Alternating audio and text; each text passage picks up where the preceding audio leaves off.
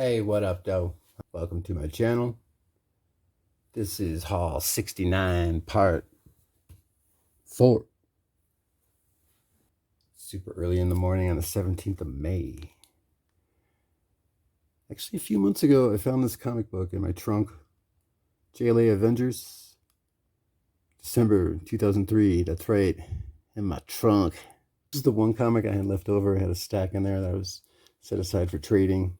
I tried selling this in summer of 2020 for $15. Started off at 25 with some ads, but went over to like 5 different comic book shops and nobody was interested. I was told that this had too high of a print run. So I already have 3 copies of issues 1 through 4. This is a nice little find. Had this set aside, and I found out about George Perez's death on May 7th while waiting in line to meet Roy Thomas over at Mile High Comics, free comic book day, and you could see the body language and everybody in line behind me. It's this domino effect of bad news. It's totally blown away. This renowned superhero comic book artist. I know he's known for Wonder Woman, but I knew him from the Avengers growing up. Issue 200 of the Avengers will always be this really good impression in my mind. Good times, good era of my life. And whenever I see a near mint copy of that issue, I see if I can haggle a good price. So, God bless. Rest in peace, George Perez. Thank you.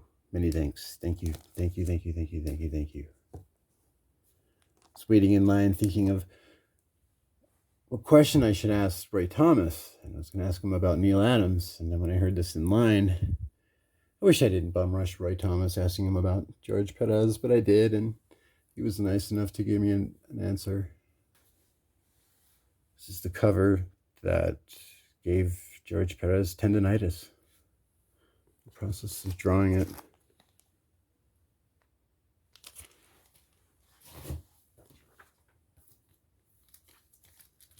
So I actually bought, I think this is the first Big 2 comic book that I've bought in a very long time. It's the A cover, this is the B cover. I don't normally hunt down B covers or both covers like that, unless it's collectible, or I'm really geeked on the writer-artist combo, something like that. But I just saw this, and I've seen this, samples of the content on channels like McKinley Richard, PJ Zombie, so forth. So the usual suspects, right? I mean, check out my playlist, the same cats that I'm referencing all the time. This is Mike Perkins' cover and art for the A cover.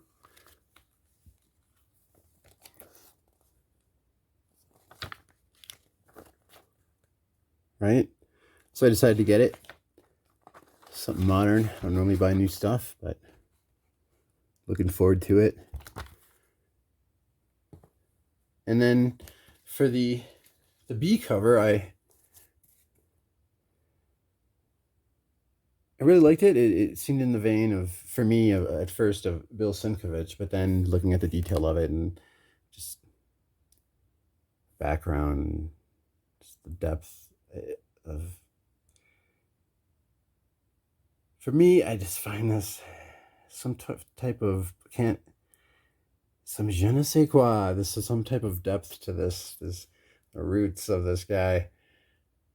In any case, the writer is an Indian name, Ram Venkatasam. I just find that interesting because there's a couple of routes if you want to go extreme superhero, superhuman, Superman route. You can either go like early versions of Superman, or maybe like Warren Ellis's version of the Authority, where they take on real life, to a certain extent the Authority, but where they take on real life concepts. You can take the superhuman, the Superman, to an extreme where like you take on members of Congress, businessmen, or even domestic abuse. Or you can take it another direction. These aren't the only 2 directions, but some common ones that the comic book superhero has been taken in. And the other direction is sort of related to the human being, an avatar for this greater cosmic awareness, this greater, powerful, higher entity. And kind of like a Hindu religion, the human is like the avatar for a god, I believe. And some Indian comics that I've shown off, like from Graphic India, their earlier imprint before Graphic India, when it was originally Virgin Comics, created by Deepak Chopra and Richard Branson. There was a character called Snake Woman, this woman from LA, her body was inhabited by the snake goddess Naga, and she would use this woman to seek revenge on other people who were reincarnations of the people that wronged her and her villagers many years ago. And I digress. Here we have a Indian writer from Venkantasan with Mike Perkins art, and that is a B cover by Liam Sharp. Got that for cover price just like a few weeks ago. Also, a few weeks ago, speaking of Swamp Thing, this is a cover swipe of Swamp Thing's first appearance. This is the 1 per store variant by James O'Barr for West of Sundown, Vault Comics. Very cool comic book. It's this vampire, she's dug up. She's in her grave. She's dug up out of her grave at the end of the Civil War.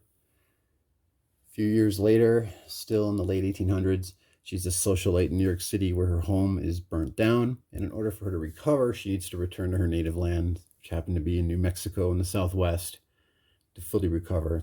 It's the premise that I read, the setup for the story, for this vampire story.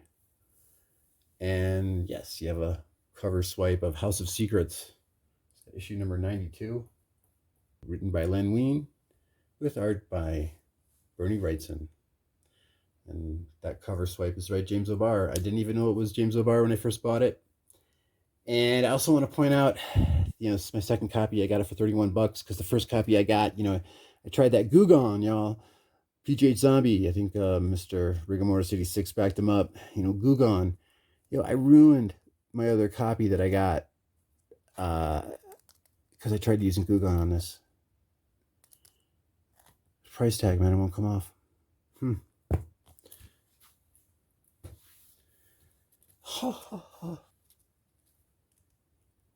at that logo. Look at that logo. Just look at that logo. This is the 1 in 10 cover by Suspiria. West of Sundown, issue 1, Vault Comics.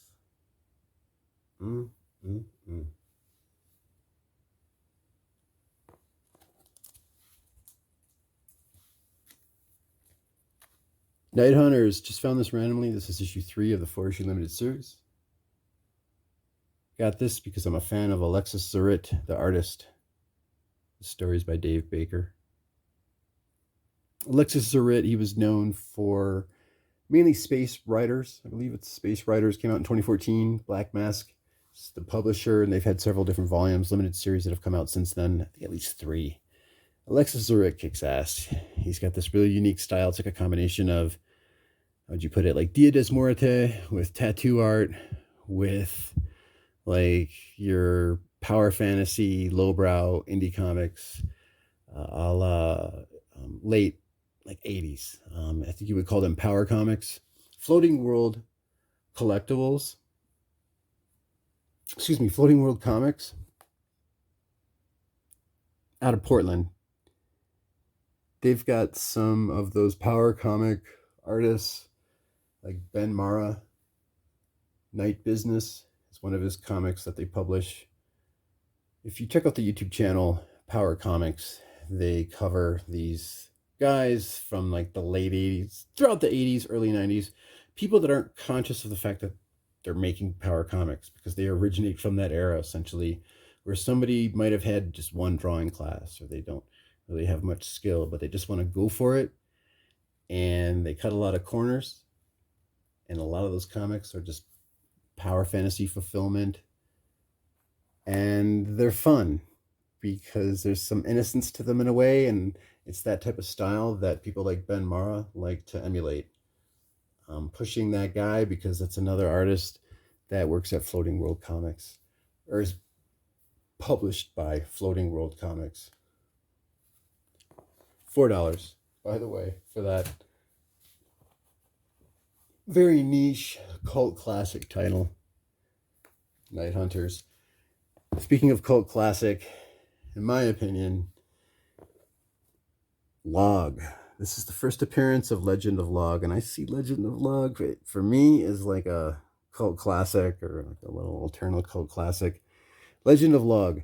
This is his first appearance, written by Ski Saharsky, with art by Bob Berry. Got this new for $2. This is an ongoing title from Alternate Comics. Usually this is red, the logo up there. If it's red, green, blue, whatever, that's a first print. But if you see gold, it's second print. Silver is third. One of their few ongoing comics is It came out on a Wednesday. Kind of like in the vein of like an old 50s horror movie. It came out on a Wednesday. Peter Simeti, the founder, owner of Alternate Comics, he's also an artist as well. He did the comic book The Chair, the movie adaptation of which had Rodney Piper in it as one of the evil prison guards. This comic, though, it's ongoing, and they don't really have a lot of ongoing titles over at Alternate Comics until recently, and one of them is Legend of Log. So please check that out. Great cover art, and that is an anthology as well, with different types of black and white art that is just fantastic on this newsprint. So yeah, it's newsprint. I think it allows them to have a cheaper price that way. March 2009 and May 2010 in a previous part of my haul 69. I showed my run of Dark Avengers comics, but I showed 1 through 15. So right there on the right, this is the last issue of Dark Avengers, Volume 1. All of the comics have been written by Brian Michael Bendis, with interiors by Mike Deodato, except for issues 7 and 8, which were written by Matt Fraction, interior art, Luke Ross. But Deodato did do all the A covers. Now, for issues 2, 3, and 4, a separate artist did one of the members of the Dark Avengers. In that same previous haul of Dark Avengers comics I showed, it was Stefano Caselli that did his version of Venom for issue 4. And right there, you got a Mike Choi cover for that Miss Marvel. Now, the third cover for issues 2, 3, and 4 by Mike Deodato. It's this really cool, crazy action cover. It's total bedlam with the Dark Avengers fighting these monsters created by Morgan Le Fay. And there's just these different battle scenes for it's the third cover for issues 2, 3, and 4. It'll say second printing up here, but on the barcode, it'll say it's cover 3. Still first printing. FYI.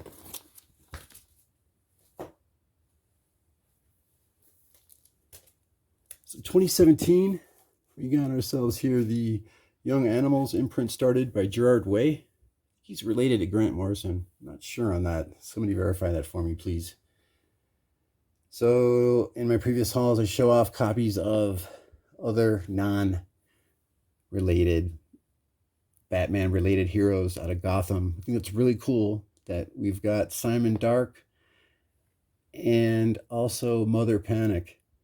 They're not directly related with Batman, but they are based out of Gotham. So I always speculate how, when people get sick of Batman, there's so much Batman, but if they still want that industrial, dark, urban, gothic, modern, noirish type of style, then maybe somebody like Simon Dark, who I think will take off as soon as that Crow movie kicks, which they're starting to film this summer. There's Gerard Way. It's Ashcan edition here. It's a promo, and Mother Panic's first appearance is in here. Gerard Way was involved with creating this character, if I understand correctly. Violet Page.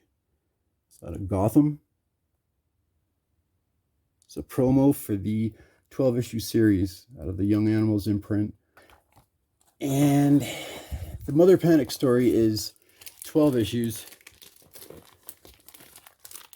Superheroes got these bionic implants, and Has this really cool like hover cycle she gets around with, and the whole look of the character is really cool. It's written by Jody Houser with art by Tommy Lee Edwards.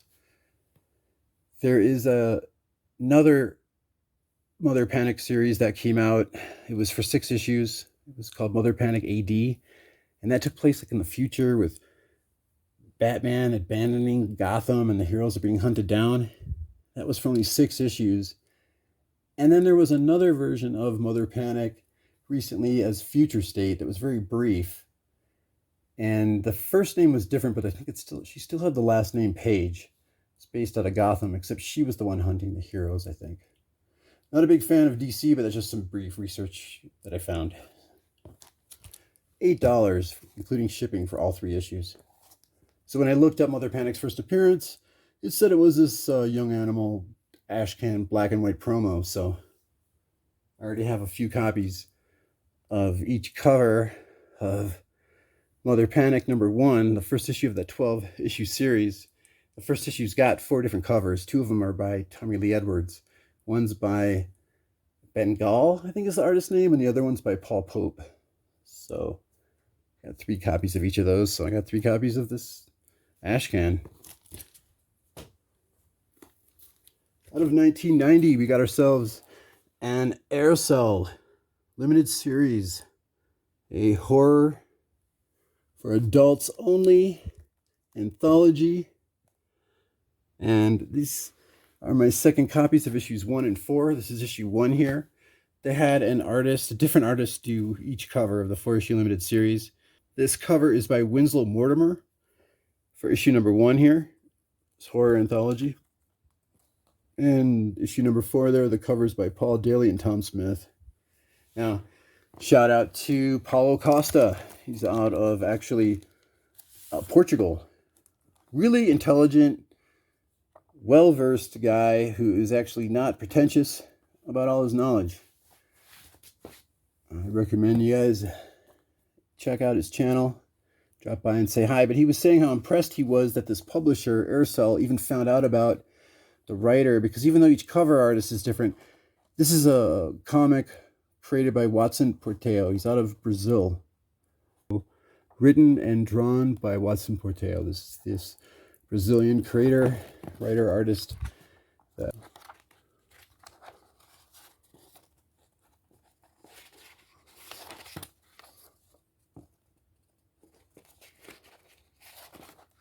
Wow, some risque images here that I am trying not to get shut down, but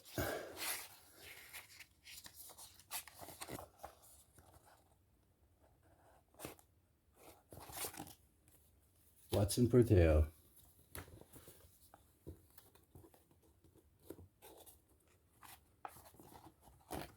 Right, still doing the art, writing here, different letters, each story. Wow, awesome.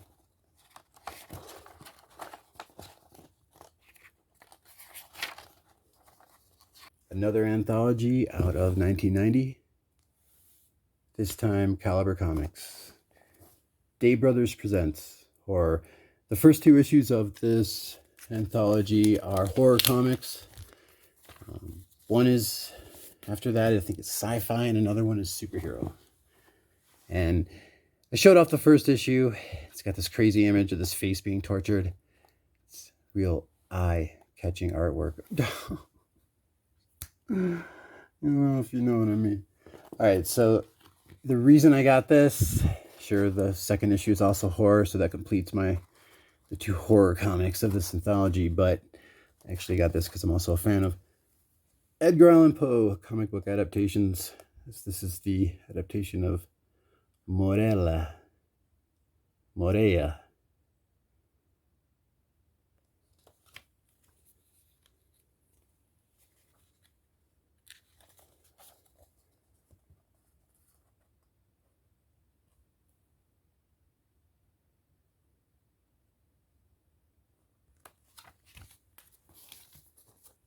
So it was at $9 for both of those Inferno comics. That includes shipping. Don't have a price for that Day Brothers horror comic, but I know that it was under $10. This next one up is just $1. That's right, it's my third copy.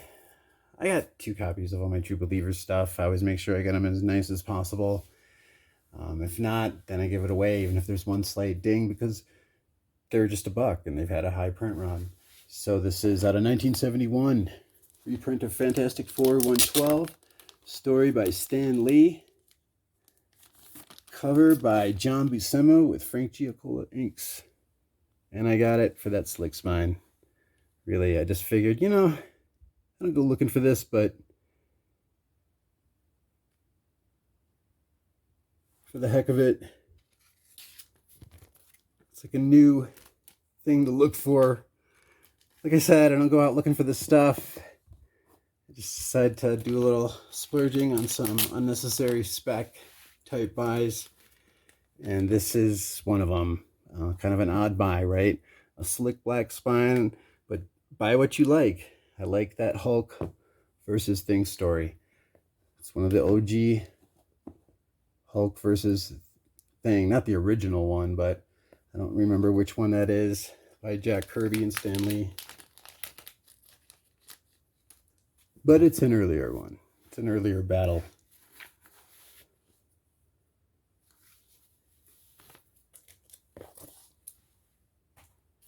Speaking of early 70s, if you want a reference to check out, if you want to go for something more beyond just like the indie comic book artists like Crumb or Spain from that late 60s, early 70s indie comic black and white DIY era, then please check out, first of all, this publisher print mint. This is The Man, 50 Cents by Vaughn Baudet. His son, Mark Baudet, I gotta look this up. So Mark Baudet is known for Miami Mice, and he's also known for his artwork on Teenage Mutant Ninja Turtles. Issue 32 pops out, but especially his Bruce Lee cover for TMNT issue number 18.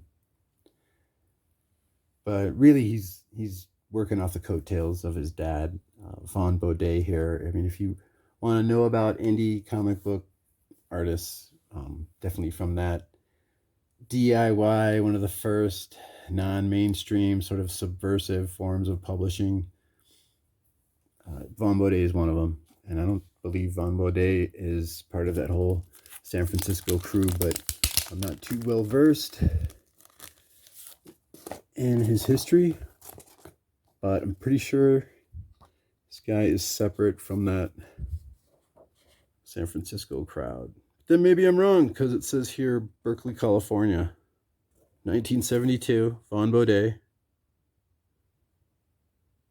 Dedicated to Barbara and Mark.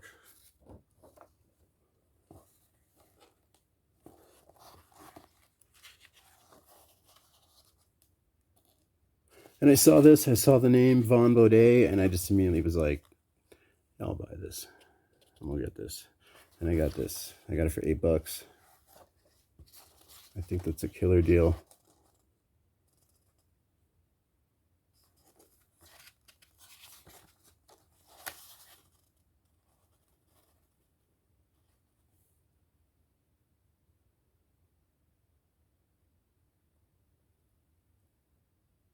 Type of manner of speaking.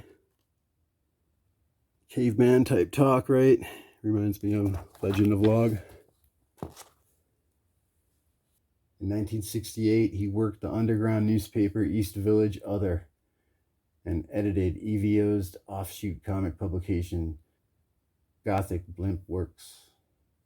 Wow, I did not know that Vaughn Baudet was one of the forefathers of graffiti/aerosol art. Damn. All right. Says here over at Fantagraphics site, I found, in his psychedelic sci-fi fantasy comics, Vaughn Baudet created a Kilroy type character, Cheech Wizard, who lives on in story and song, such as in the Beastie Boys' The Sound of Silence. Baudet won a Hugo Award in 1969 and a Yellow Kid Award in 1974. He's twice been an Eisner Hall of Fame finalist. His final showing was in a Louvre in Paris. He passed away in 1975. But I did not know that Von Baudet was one of the forefathers of graffiti aerosol art. I just read.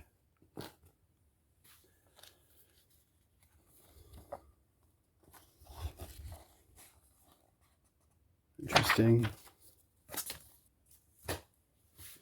Shout out to Big Elbow. What up, man? Big Elbow, man. You recommended that I check out Sam Keith's artwork in Adolescent Radio Active Black Belt Hamsters, and I've been looking for Sam Keith artwork in Adolescent Radio Active Black Belt Hamsters, but all I found is his first issue for $5.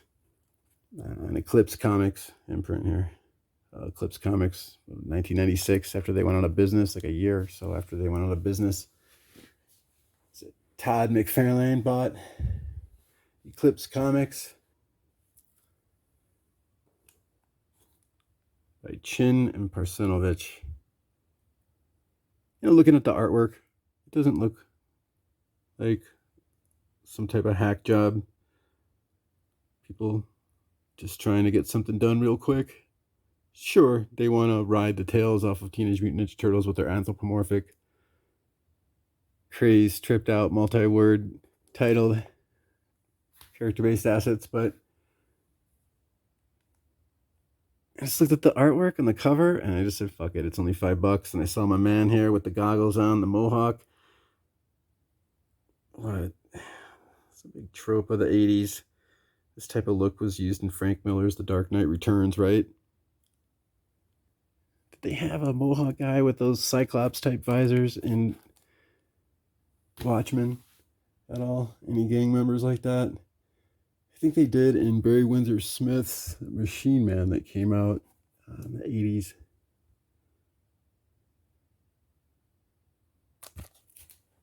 Speaking of Sam Keith, right? Got ourselves a story here, two-parter, written by the guitarist of Anthrax, Scott Ian. Covers and interiors by Sam Keith. Yeah, I got that for $5 each. Comic book shop.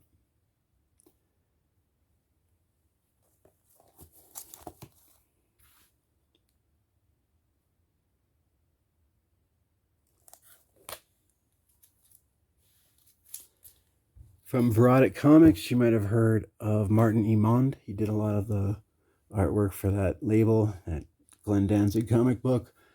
Verotica, I think is one of their titles, as a matter of fact. Martin Imond does a lot of the covers for those. I've shown those off. But is Lobo Dead Man, The Brave and the Bold, issue 1. Direct edition. Written by Alan Grant. Art by Martin Imond.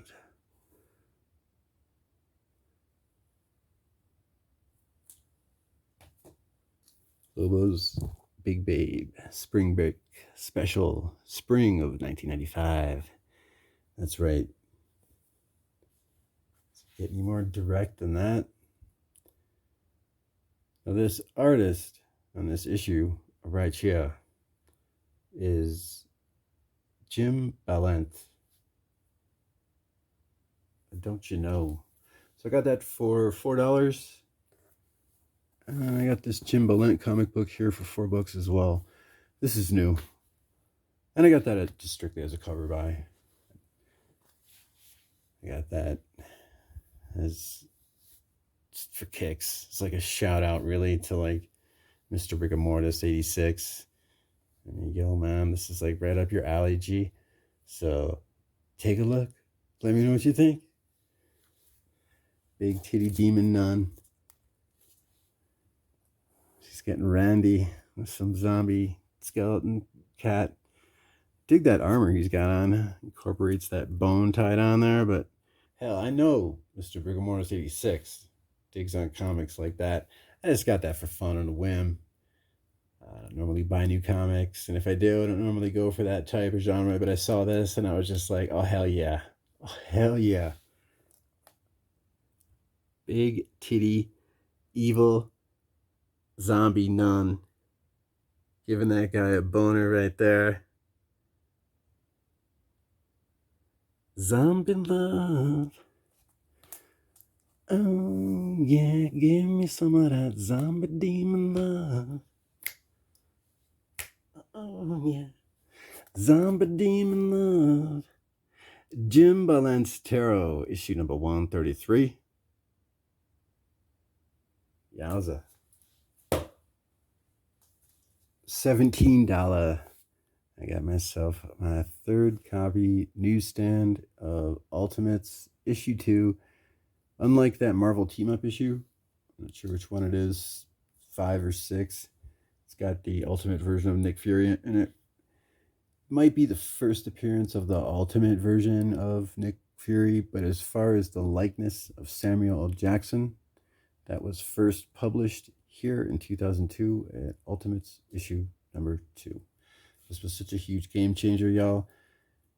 Real quick, I say this all the time, NU Marvel, one word. It's an unofficial term for this era from like 99 to like 2004, give or take a year. And it just had all this stuff that you see now in the movies and you see now in the comics, but nobody had seen anything like this before. This like Japanese manga looking toy that was turned into an Iron Man suit. It's really cool. And when I saw this, it was one of the comics that got me back into buying comics on the reg. I think I maybe bought 2 comics throughout the entire decade of the 90s. So yeah, for that like 4 or 5 year period of time of new Marvel, I was spending money on comics. Didn't get back in it again until 2016, the end of 2016, about 6 years. $17, huge collectible because it's a newsstand, and the conditions, what is that mark that's on the bag then? Nice. How nice is that spine? We got ourselves some of that like lake surface that's like glass, or no? Not if I fuck it up. Wow, not bad. Holy Moses, I did not expect it to be this nice. God damn.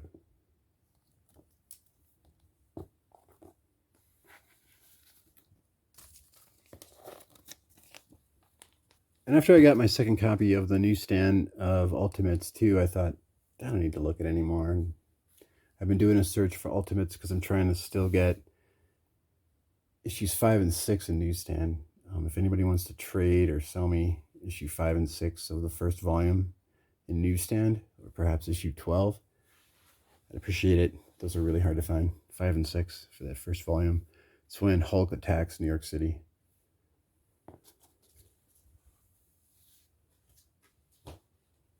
So yeah,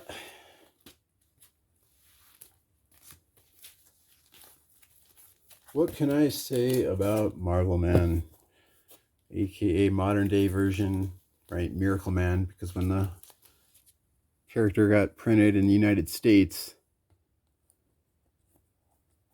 because of copyrights, they had to change the name to Miracleman because of Marvel would have given them a cease and desist. So much that you can say about Miracleman and the previous title, Marvelman. And there's a lot I'm about to say. First of all, is think about the expression, where's my 25th issue? Or as they say in England, Oi, where's my 25th issue, mate? Write me my motherfucking 25th issue, oi? Something like that. Because it took place in England.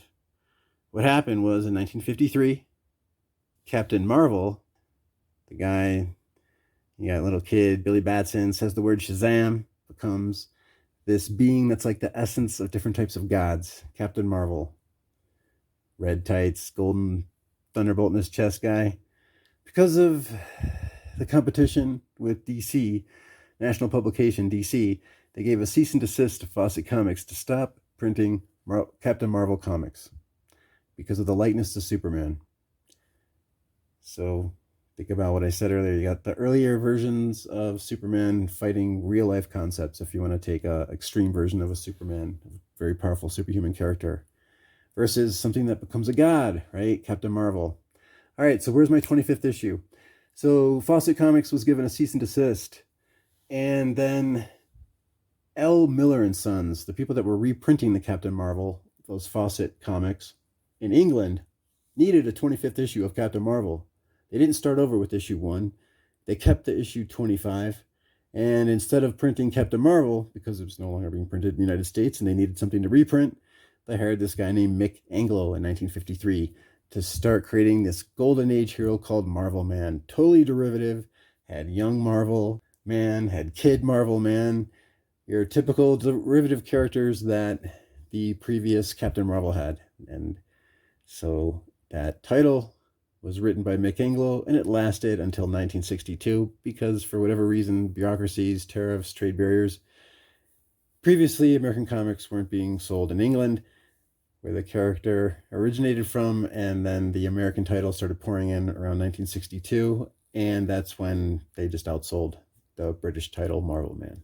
20 years later, that's when Alan Moore retconned the history of this character, decided to reboot it, but unlike a lot of the reboots today, he decided not to get rid of the entire history of the character. He wanted to integrate the history of the character while he made his changes.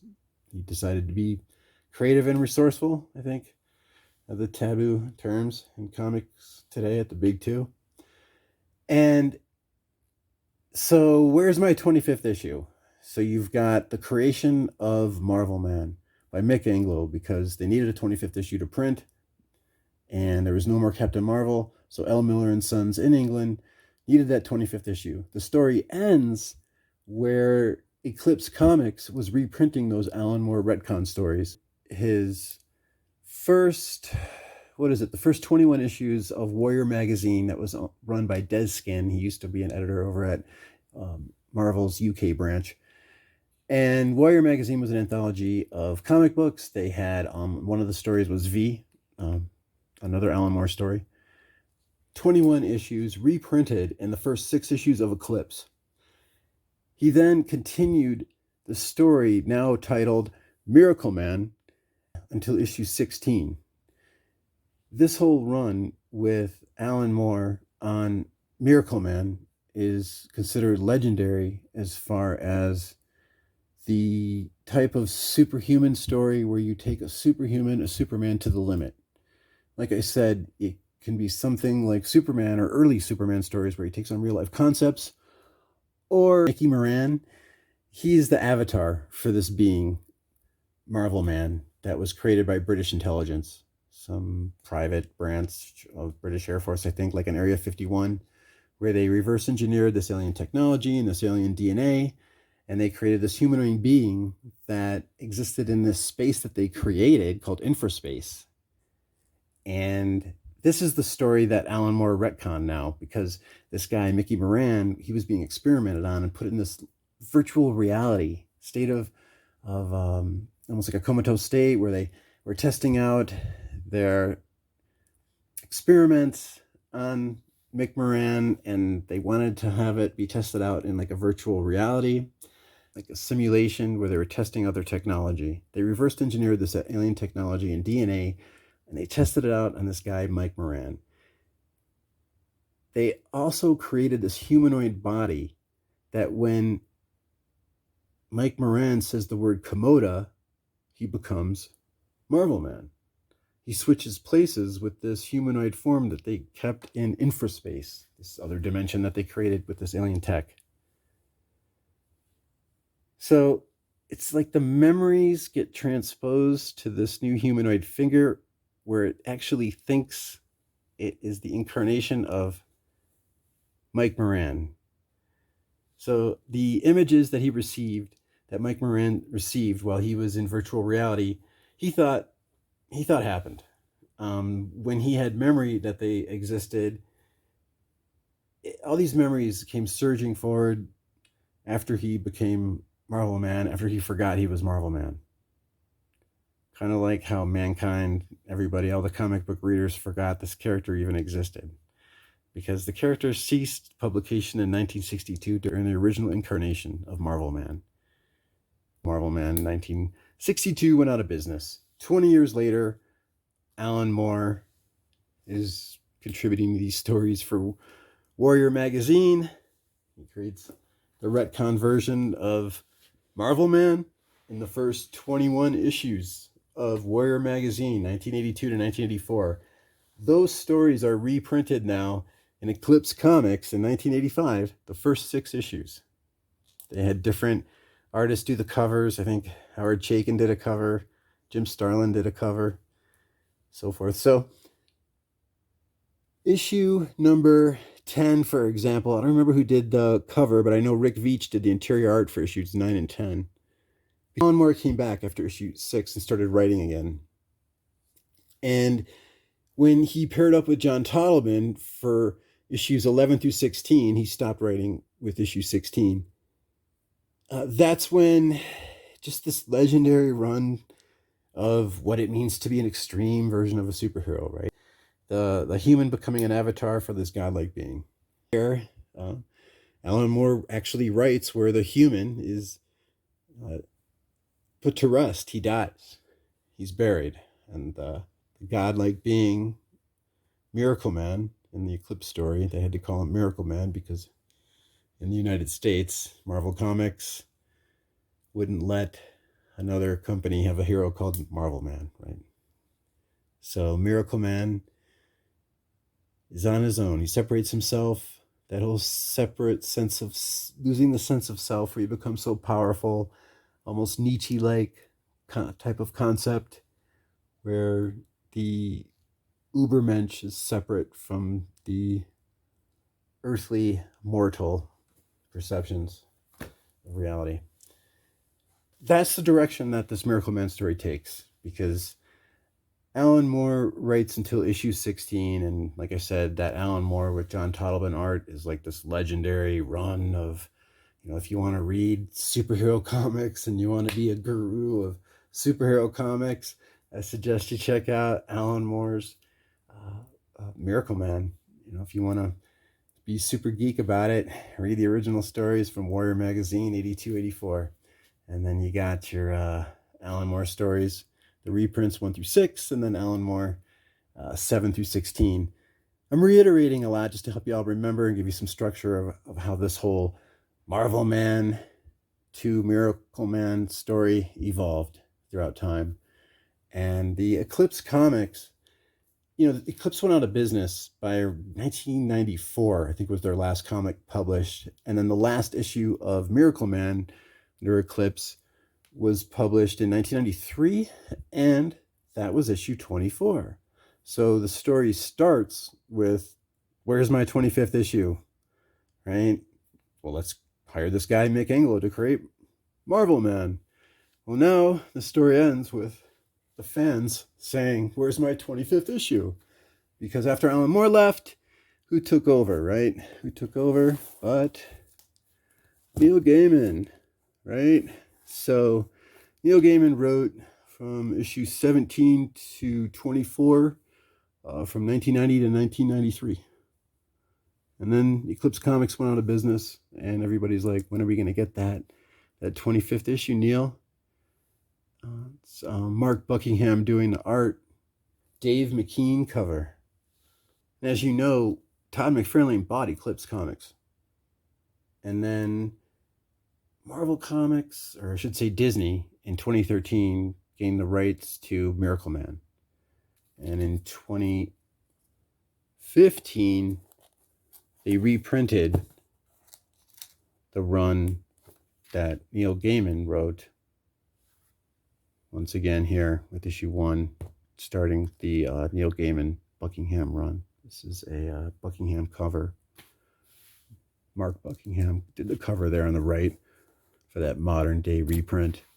And in 2019, recently, Neil Gaiman did hint that he is working on the conclusion to this story. FYI. Now these comics here, when Eclipse Comics went out of business, eventually New Dimension Comics bought their remaining stock. I don't know if it's their remaining stock, but they bought a large chunk of their stock. This isn't issue 1 of that series. This is a standalone issue. It's a reprint of a Marvelman special. This uses a cover from a Warrior magazine, That cover on the left is by Mick Austin. And like I said, the Eclipse stories started in 1985, and they had this 3D one-shot, new dimensions. After they bought the extra stock from Eclipse, they decided they would get this original drawing from Toddleben and add some shiny ink. Anything on the back? No.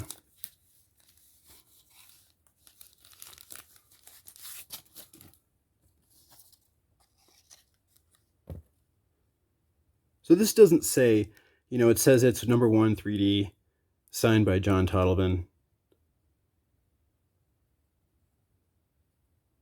It doesn't say of how many copies, though.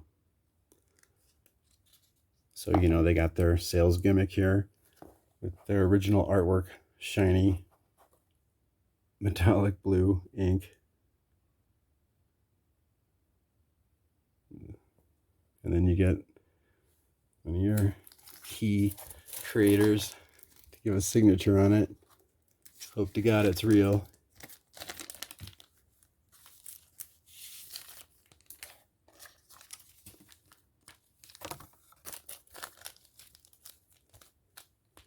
Issue 11, by the way, is the issue where Marvelman meets the aliens that the technology that was used to create him is based off of.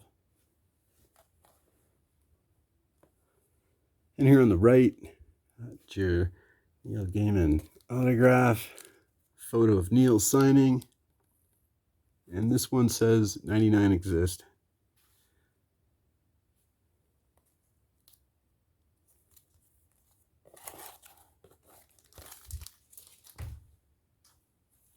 So this was $4. This was $40, $50, $8. So real quick, for Miracleman, think about, where's my issue 25? Think about how there's 3 eras of Marvelman, right? You got 1953 to 1952 with Mick Anglo. You got 1982-84, Alan Moore retcon Marvelman story, right? And then you got the 3rd era, which is the Eclipse Comics era. The 4th era, apparently Neil Gaiman's working on it.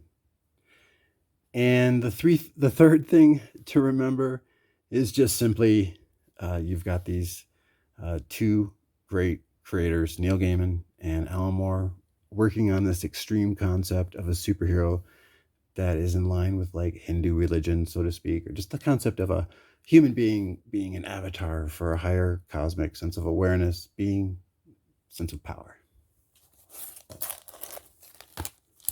Hope that helped. Free comic book day. Free comic book day. Free comic book day. Hey, hey, hey. I got to say, while I was getting me my free comic books, I met Roy Thomas. And it was interesting meeting Roy Thomas. He was really busy. Lots of people wanted to talk to him. He was very patient. But there were some technicalities that he was mentioning I noticed a few times with people.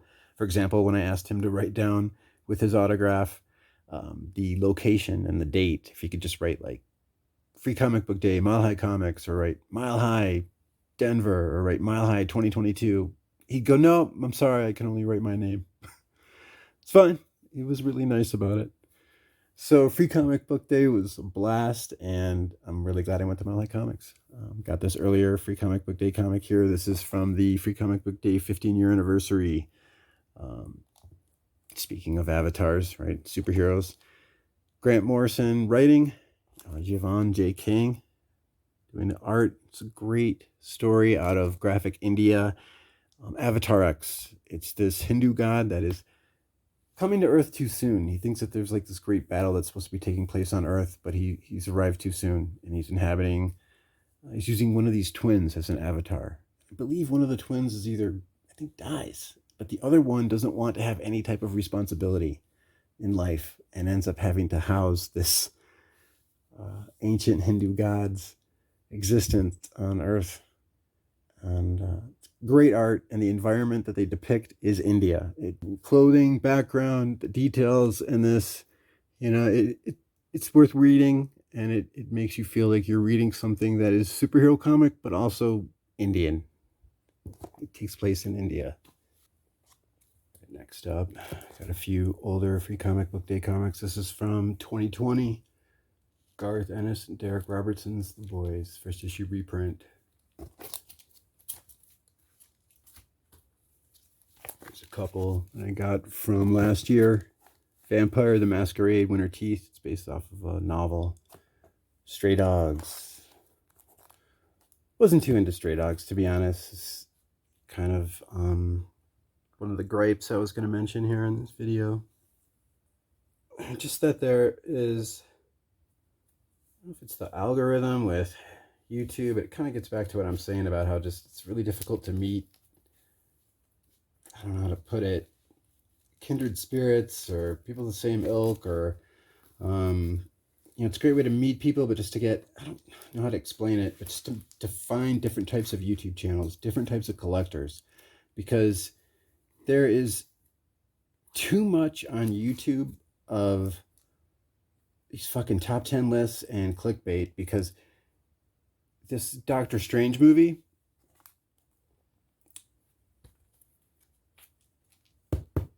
I don't know, man, you kind of pissed me off, buddy. Because what's getting me on this subject is because the creator for this, one of the creators on Stray Dogs, she's an often guest, or maybe she's one of the co-hosts, but on Nearing Nirvana, I won that Yoon variant cover of Moon Knight, 9.8 CGC from those guys. But I like the conversation on Nearing Nirvana, but they got a lot of guests on there from, like, I don't know what it is, what it Tales from the Flip Side or Pressable Defects. Then you got Very Gary, and then you got Comic Tom, and then you got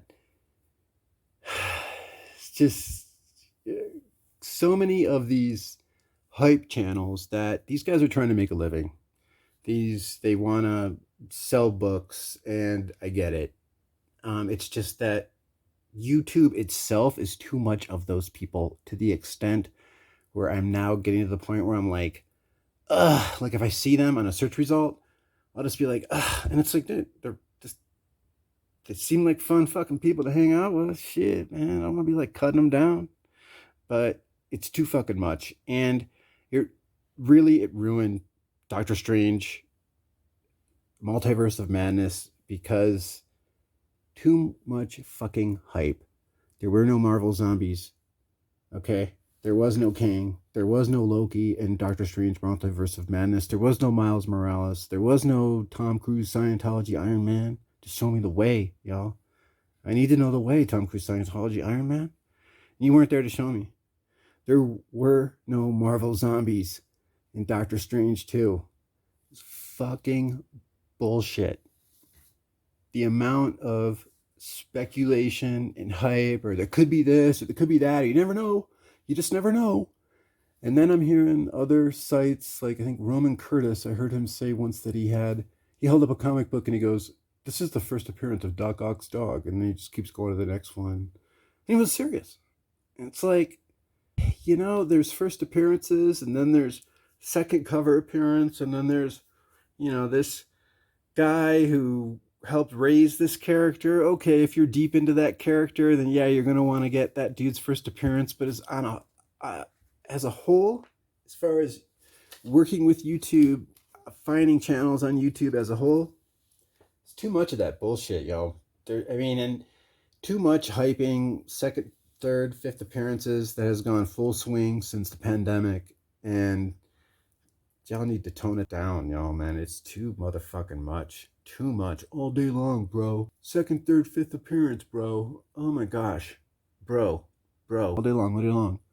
It's too much. Hey guy, hey buddy, come here, buddy. Like, remember that Dave Chappelle skit where he was on the internet and he had all those people walking up to him and he's just like, man, leave me alone. Yeah, it's too much. There's got to be a different type of search algorithm, or something. I know what. Hold up. I know what to say. So just so as I don't simply complain, I would like to let you know that I also look for signs of hope, a silver lining. And online, I found out how in India, for example, I do follow India because it's a developing market in many ways. For example, how YouTube, that market, they're, the United States is their number one market, and their next biggest market for gaining customers is India. It's the fastest growing social media market in every market, right? These motherfuckers are going to be turned into consumers so bad, they're going to make an American seem like someone that was born and raised in Paris. Fucking shit you not. Just you wait. It's a joke, y'all. All right. What's going on in India is the ONDC payments company, like Paytm is already part of the network. ONDC. It's like I like to think of it as a silver lining to how things are organized in the United States, where we've got like, what is it? Microsoft, eBay, Amazon, Apple, and I don't know, Twitter. Like all 5 of these companies, plus your oil and natural gas companies, they run this fake ass country. The ONDC, this is what India is developing. It's an open source network, open network for digital commerce. You will enable all the buyers on the network to be discoverable by all the sellers.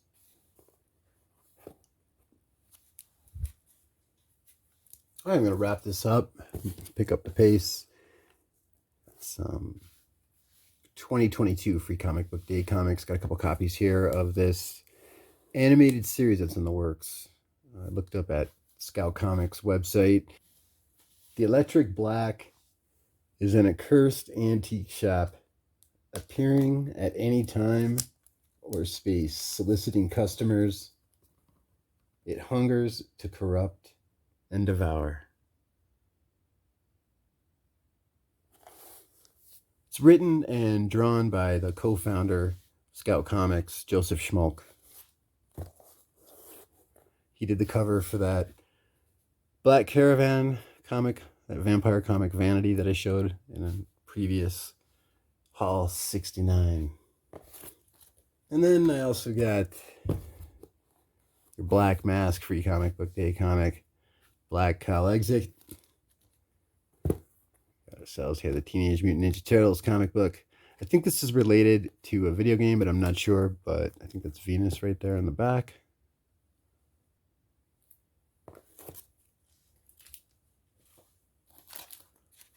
Dynamite Comics, Red Sonja. Dynamite has these reprints of Marvel Feature. This is all Frank Thorne art. I think that's the whole point of this. Dynamite reprinted Thorne's Red Sonja works in these 3 large artist edition sets.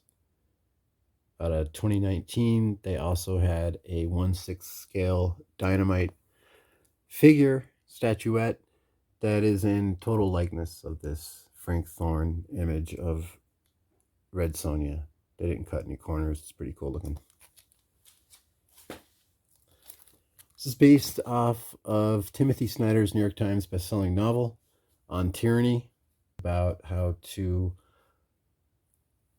defend yourself from the rising authoritarianism within the United States. Illustrated by Nora Krug. 20 Lessons from the 20th Century. The graphic edition of his New York Times best-selling novel. The sneak peek graphic edition. Remember that Warner Brothers cartoon? There's nothing in the rule book that says an elephant can't play ball. Fuzzy Baseball, Greatest Hits. John Stephen Gurney's. So I just saw this, thought it would be funny to get. 10-ton press. Rest in peace, Taylor Hawkins. I can't believe I'm saying this. David Grohl's founding of Foo Fighters. So like, they had a different drummer 94 till 97, and then Taylor Hawkins was the drummer 97 till he passed away in South America. March 25th, he passed away, unfortunately. Taylor Hawkins was in the movie CBGB. It was out around 2013. It was a story about Hillel Crystal, the creator of the bar, the venue CBGB. And Taylor Hawkins played Iggy Pop. He had a small scene as Iggy Pop in that movie.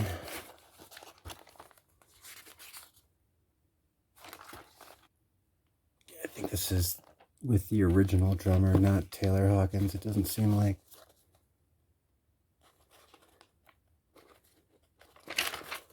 I know that the original drummer they had to fire. It took him like 96 takes to do one song. So this doesn't even have Taylor Hawkins in it. 10 Ton Press. Ton Tales. Free Comic Book Day 2022. Guardians of Fukushima. This is based on a true story. During the tsunami, there's this one guy that was helping people's pets survive. Fought to save the nuclear zone's animals. This one farmer. Hey, what's up? I bought this Avatar Free Comic Book Day comic at a shop that had 5 copies, 50 cents a piece. This is out of 2017, and it's a promo for Avatar Tsu'tey's Path. So you got 2 different artists doing the A and B cover for Avatar Tsu'tey's Path that came out in 2019. This Free Comic Book Day also has a separate story by Brian Wood for Briggs Land. So we got issue 1.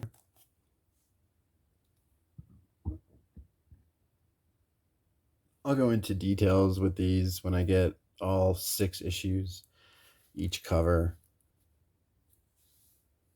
Issue 2.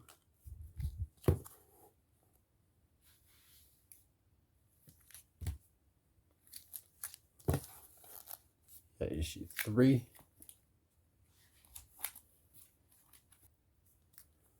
Issue 4.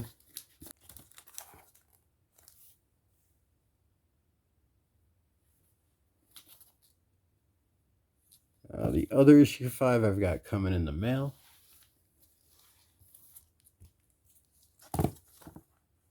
And here's issue number 6.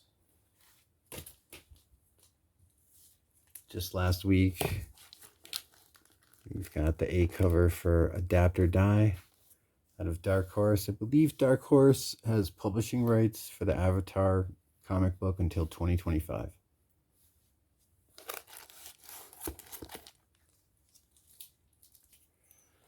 Real quick, y'all got to check out this. This is a hardcover. This is an illustrated history of the Bauhaus movement. It's out of Germany. The main character of this graphic novel is not a person, but an idea. The School of Bauhaus, which arose in the wake of World War I and emerged as the fundamental reference point for virtually every avant-garde artistic movement that followed. One of those books that the idea of reading it was so great at the time, but then after buying it, I really don't want to even open it.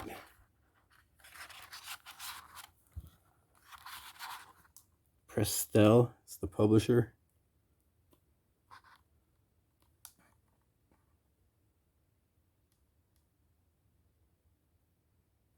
Wege Bildkunst of Bonn, 2021.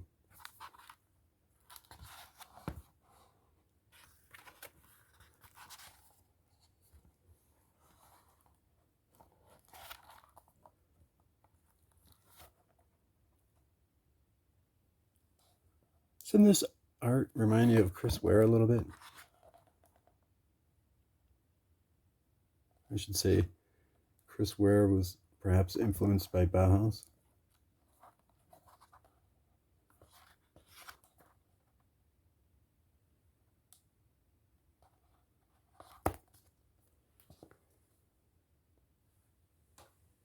Wow, thank you so much for watching my comic book haul.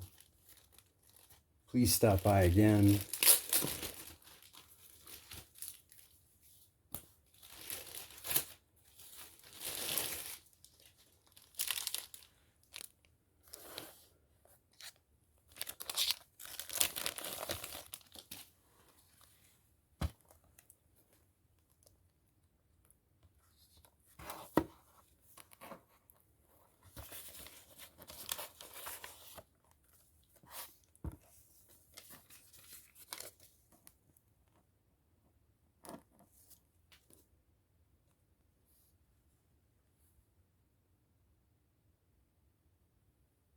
Signed by Roy Thomas. Since Rosansky was in the area.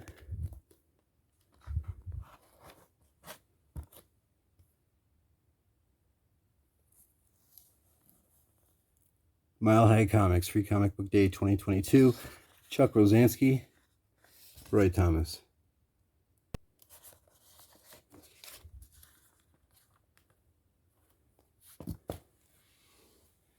Epic. You want to see Epic? For $15, including shipping off the YouTubes is. Haha. Hoo-wee.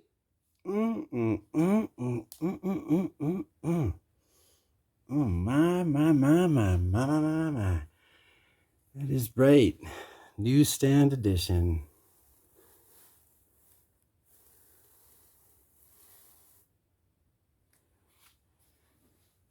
(2015) Rolling Stone.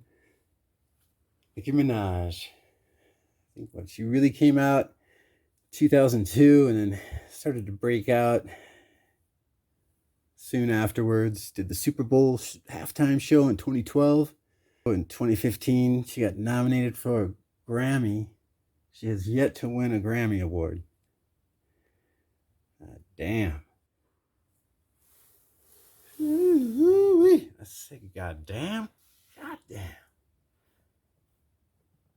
Random buy off the eBay's. I am getting through with eBay. A little bit on Minaj. Hey, I beat that Sequential Geek. Thanks for swinging by. Holla. Hope you all stop by again. Peace.